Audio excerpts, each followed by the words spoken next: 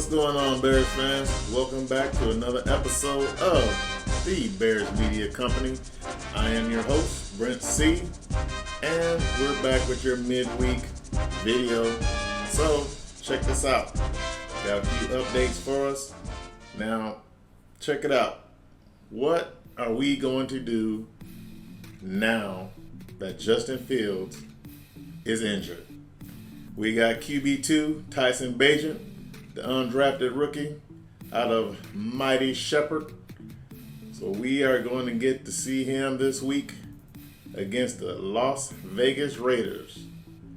Now, the Justin Fields injury happened during the Minnesota Vikings game, trying to escape out the pocket because he was once again being pressured. So what it looked like, from what I've seen on Twitter, we're talking about a minimum of one game up to a maximum of 4 weeks. And that's without surgery. If he has surgery, we're talking about probably done for the year. Not a good scenario for us JF1 fans, but I'm confident that QB2, Mr. Bagent, he is ready to go. And hey, he's had 6 weeks to sit back, learn, look, talk to the coaching. So he should be ready to go. Not much has changed offensive line wise. Still have the same receivers, tight ends, and things like that. So he should be good to go. It just all depends on his grasp of the playbook. Now, that's all well and done, but as a precautionary note, the Chicago Bears have signed Trace McSorley, as some of you Big Ten folks would know, played at Penn State a few years back. He is now on our practice squad. So, what does that mean for our Bears on Sunday versus the Raiders? That means we're going to have Tyson Bagent as QB1 and Nathan Peterman as our backup. I don't know how you feel about it, Bears fans, but it is not an ideal situation. Could it work? Absolutely. Do I have confidence and faith in it? Probably not. But it is what it is, and we will see where we are. A little bit more on the injury front. Roschon Johnson has yet to clear concussion protocols. As you know, against the Washington Commanders, he got hurt on one of his run plays. So no word as of yet, but hopefully he clears this week and he can play. Now, we all know and love Roschon Johnson. Now, hopefully, we all know he runs hard, but hopefully he'll learn to, hey, don't lower your head at all times. You got to run upright, lead with your shoulder, or at least use the stiff arm when running hard behind our Bears offensive line. So that's one. Next update up, Nate Davis, starting right guard, a high ankle sprain. That usually means 3 to 4 weeks of him missing, but we'll see how it is. I'm sure that he'll be testing it out a little bit later on this week. So we'll see if he will play in the game, but no, not real confident in that. So we will see, Bears fans. We will see.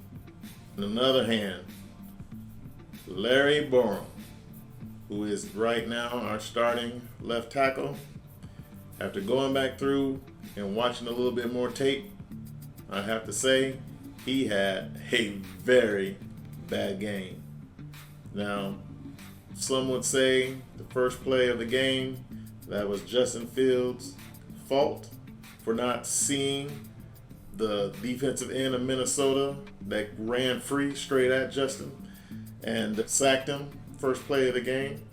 Not an ideal situation, in my opinion, but with Larry Borom being no more than 3 to 4 feet from him, why not just turn your head just to get one little look before the ball is snapped?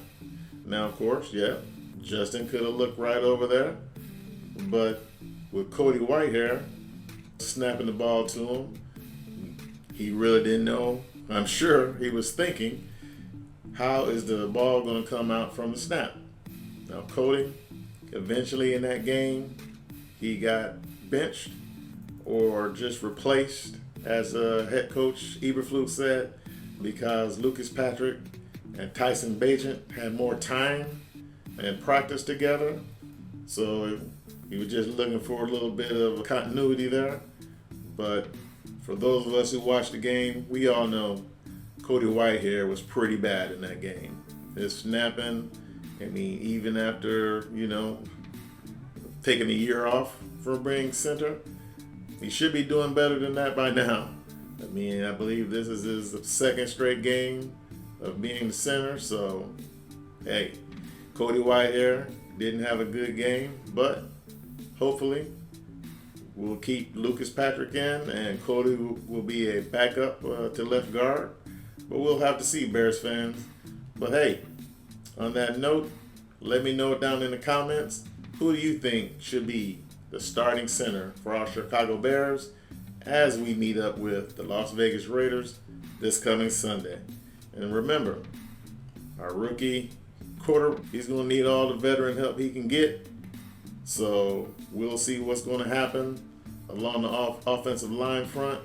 And also, hopefully, Braxton Jones, our original starting left tackle, he can make a comeback. So we can have an offensive line that should be a little bit better than what it was last week. But we shall see. Now let's have one more look at our defense. Now against the Minnesota Vikings, our defense really, in my opinion, stepped up pretty well. I mean, the front four were getting pressure. Not much pressure from the defensive ends, but once again, Mr. Billings, our big boy DT, he was getting pressure from up the middle. On another note, our two rookies, Zach Pickens and Javon Dexter, those two guys, as I said in the previous video, hey, they're looking good. They're trending up, in my opinion. So hopefully, the coach said last week against Washington that Javon Dexter was going to get more playing time, and he did in that game, and he looked good. Now here we are against the Vikings, and Justin Jones gets more snaps. So I'm not sure what the coaching staff is seeing that I'm not seeing, but if you got 2-3 guys that are playing the defensive tackle position very well, and one guy who's not, you might want to switch things up so we can get the 3 best players out there for a majority of the snaps. Okay? Talk to you, Coach Eberflus. So hopefully he can pull his little head out of his rear end, and he can keep Javon Dexter in there to go with Billings or Zach Pickens. Get him some more playing time, because he did have a little bit more pressure on the run game against the Vikings than Billings and Dexter did. So Zach Pickens, his arrow is pointing up, but with more playing time, I do believe Javon Dexter will definitely get more positives for our defense up the middle. Now, let's talk about our defensive ends. No pressure whatsoever in the Vikings game. Now, we have number 91 over there, Mr. Ngakoue. Now on the other side, we have DeMarcus Walker. Now this guy, both him and Yannick Ngakoue both have plenty of time in the league. So as veterans, I would expect that they would be able to play the pass a little bit better. Now against the run, Walker, he definitely looks good. Yannick, he's doing this thing, even though he's known more as a pass rusher. He has been stepping up, as at least over the last 3 weeks, as a run defender. Now, Rasheem Green, most of you know that during preseason, he was chosen over Travis Gibson, who is now with the Tennessee Titans and seems to be, I don't know, playing a whole lot better than what he did on our Bears team. Now, is that coaching? It could be. You know, he had a real good first preseason game. I believe he had over 4 sacks in that game. But as each preseason game went on, he became less and less of a threat to get after the quarterback. But in my opinion, I thought that he did enough to stay on the roster. That was not the case. So now we have Rasheem Green out here. He's decent against the run, but as far as getting any pressure in the passing game, it has been zilch so far. On the other hand, we have Dominique Robinson. Now this is a third-year guy who has shown some spots here and there about how well, he can play. But he does not have that consistency that we need. Not sure when that light bulb is going to pop off for him, but I'm telling you, you've got to step up. Matter of fact, all of our defensive ends have to step up. Now, will it happen against the Raiders? Who knows? One thing about it, they're not going up against Jimmy Garoppolo this coming week. It is being reported that Brian Hoyer is going to get to start. So we're getting a backup QB that our defense gets to go against. But as some of you may know, Brian Hoyer, as well as the head coach Josh McDaniel, were both over in New England during the Tom Brady years. So they have a connection. They know each other. So Hoyer should be able to run that offense without any letdown. So we're going to see. So in that game, I do believe our defensive ends are going to have to step up. Now, that's not to say that everybody can slack off against the run, because we all know the Raiders have Josh Jacobs over there, and they're going to try their best to run the football game. Now, running the ball is one thing. Throwing the ball, we'll have to see if a 30-plus-year-old Brian Hoyer can throw the ball down the field. And if that's the case, we'll see what our corners and our safeties can do. We'll see. All right? Now, Bears fans, I want to appreciate all of you from coming back over here and sitting down with me, giving me a listen. Now I need you to do me a favor.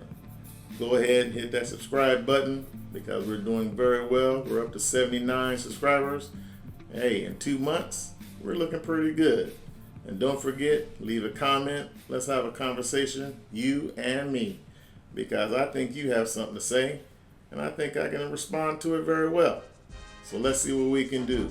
Also, hit the like button for this video so I can continue to give you the best content that I possibly can. All right?